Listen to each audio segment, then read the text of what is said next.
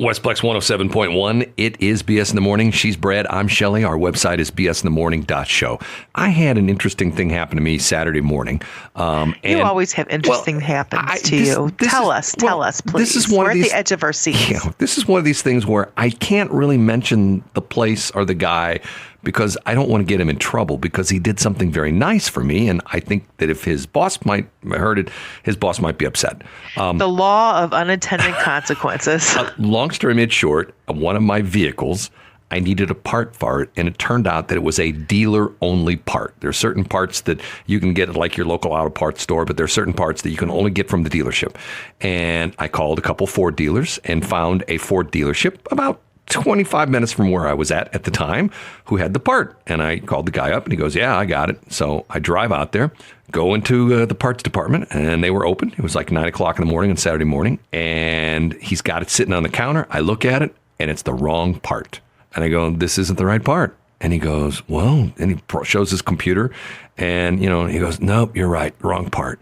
I go, and here's the right one. I showed him on the drawing. Here's the right one. So he says, and he, pulls up the computer. I'm out of it. And he says, but let me look around, see if any other dealers have it. Nope, nobody has it.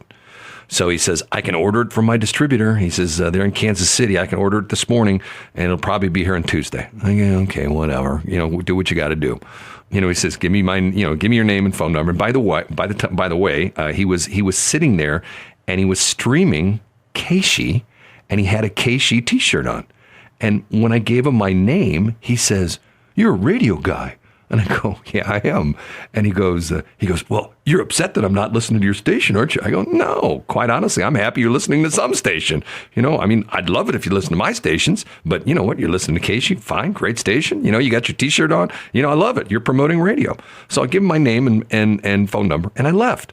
I get about halfway back. I'm about, 15 minutes away, and the phone rings. And I pick it up, and he goes, Brad? I go, yeah. He says, this is blah, blah, blah.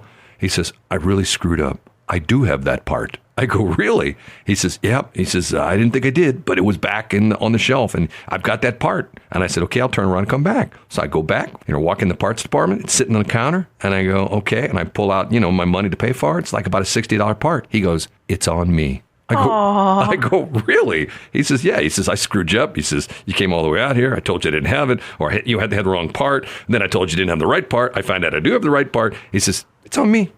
Thanks very much for being one of our customers. And I go, cool. I like it. Wasn't that nice?